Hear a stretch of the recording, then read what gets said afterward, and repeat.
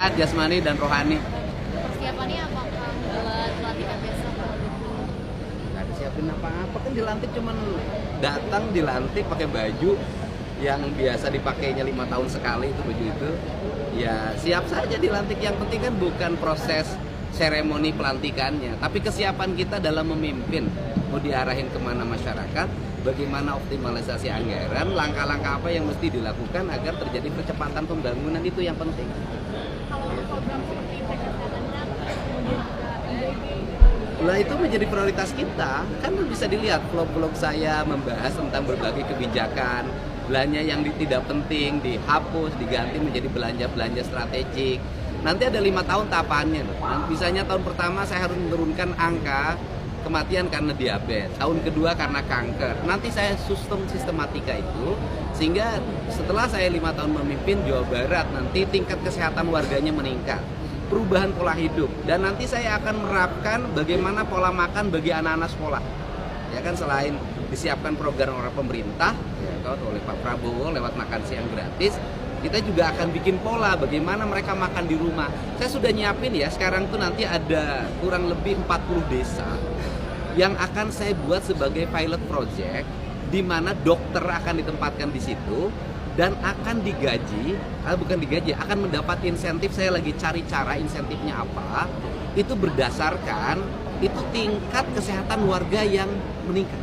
Contoh begini, ada satu desa, dokter A misalnya gaji pokoknya, ini misal ya, gaji pokoknya adalah 5 juta misalnya. Kemudian yang berobat itu dalam sebulan 50. Maka dalam bulan berikutnya, misalnya turun menjadi 40, maka dia naik jadi 7,5 juta. Yang berobat turun lagi menjadi 30, naik jadi 10 juta. Turun lagi jadi 20, naik 12,5. Turun lagi menjadi 15, naik 15. Jadi nanti dokter itu mendapat insentif dari pemerintah berdasarkan bagaimana dia mencegah masyarakat untuk menjadi masyarakat yang sehat, bukan masyarakat yang sakit. Jadi saya ingin merubah pola ya, karena kalau pola pendekatan kesehatan murni hanya berdasarkan bagaimana meningkatkan jumlah dokter, bagaimana meningkatkan tenaga medis, bagaimana meningkatkan alat kesehatan, sampai kapanpun biayanya akan makin mahal. Tetapi kalau dibalik, meningkatkan kesehatan warga dengan cara menurunkan orang yang sakit, itu akan jauh lebih efektif dan membuat anggarannya efisien. Oke. Jadi persiapannya nggak ada persiapan kesehatan? Nggak ada. Saya sampai hari ini masih fokus baca buku anggaran. Nggak ada, kan dilantik kan cuma datang, berdiri, dikasihnya. Untuk tes kesehatan hari ini? Udah siap, golongan darah saya jelas. Yang jelas saya darahnya masih darah muda sampai sekarang. Gup, izin Pak Gup untuk kesiapan pemerintah Provinsi Jawa Barat sendiri, Pemda Provinsi Jawa Barat dalam rangka persiapan pelantikan gubernur baru ini kira-kira. Pemimpin harus berani ngecek kondisi lapangan ya.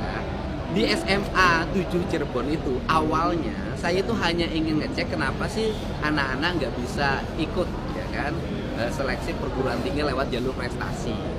Nah, tetapi ada anak-anak yang secara spontan menceritakan tentang PIP ya, tentang PIP yang dipotong. Setelah saya mendengar kedalamannya, kan memang menjadi aneh. Ternyata PIP ini berdasarkan keterangan dari manajemen sekolahnya, itu termasuk anak gurunya itu dapat ASN, wakil kepala sekolah kalau nggak salah. Itu dapat, anak dokter dapat, gitu kan. Nah, artinya bahwa jatuhnya itu bukan pada yang berhak, jatuhnya pada orang-orang yang mapan secara ekonomi.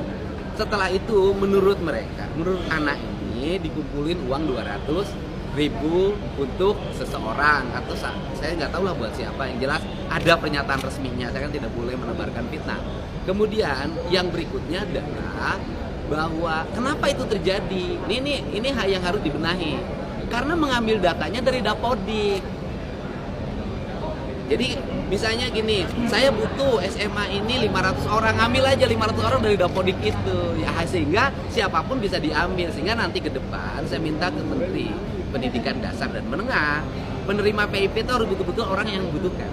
Nggak boleh lagi jatuh pada orang-orang yang anak dokter, anak kepala sekolah, anak ASN aktif. Nah, dan pengambilan datanya tidak boleh sembarangan, itu tinggal terkoordinasi dengan Kementerian Sosial. Bisa dilihat data anak-anak miskin yang non KIP itu ada berapa yang belum dapat. Ya, oke ya. Terima kasih ya. Terima kasih Bagup. Terima kasih.